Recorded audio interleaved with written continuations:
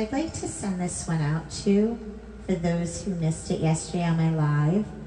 My dear, beautiful friend Shannon lost her, well, she didn't lose. She finally is in peace after a long battle with cancer.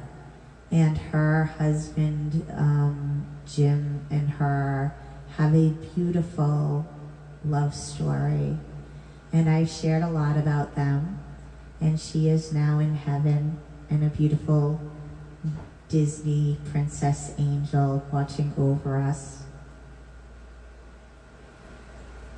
And I'd actually like to send this out to her and her husband, because I loved watching their love on their Facebook and their trips and just everything, because I just love their love. So this is for you guys, and I know that, she may not be here in her human form, but I know that they are always together. And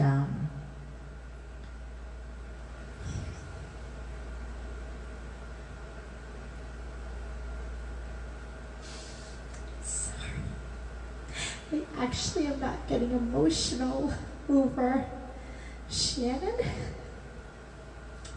Her husband was such an amazing caregiver. And you know what? You deserve so much praise, because not every person, not every husband or wife, vice versa, does that when their other half is sick, especially with a chronic disease like cancer or autoimmune. And I know that Shannon was so grateful for you, and I know that myself as her friend always thought how amazing a husband you were being, because that man, and they weren't the wealthiest people, they weren't like, he is like just a hard-working man, but he made sure that woman, especially once they found out she was terminal, was at freaking Disney World, and once he couldn't fly her, he was freaking putting her in the car and driving her. And he wasn't complaining about it, and if they weren't staying in a hotel, they were finding a friend they could stay with, and he was doing whatever it took to make sure, because that was her happy place, that she was there.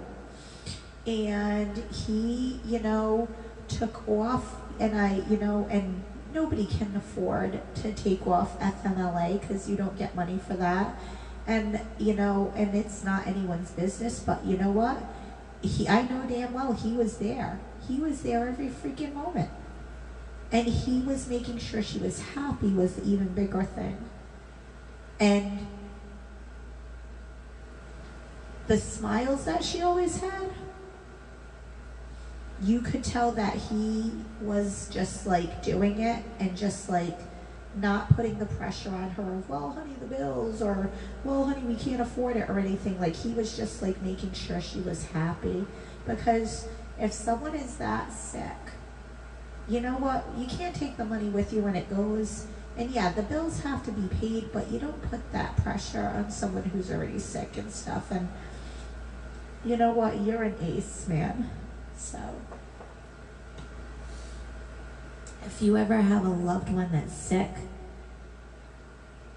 you don't know how much time you have to begin with, but if you know someone's really sick, and especially if it's cancer or autoimmune, or like a heart thing or a lung thing or something with a major organ, and they could be gone at it, you don't know, don't waste time making them upset, and don't sweat the trivial stuff, because guess what?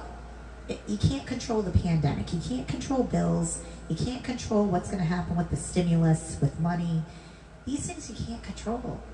So just freaking live. But spend as much time with that person. If it makes them happy for you to sit there and hold their hand and watch TV, or if it makes them happy to go get an ice cream cone, even though the mortgage has to be paid tomorrow, like freaking go do it. Like, even if it makes them happy to go to Disney World, like beg, borrow, and steal, sell your friggin' shorts to do it. Like, whatever you gotta do. Like, if they want to go to freaking Kokomo, do it. Like, whatever. Like, that's what life's supposed to be about. Being happy.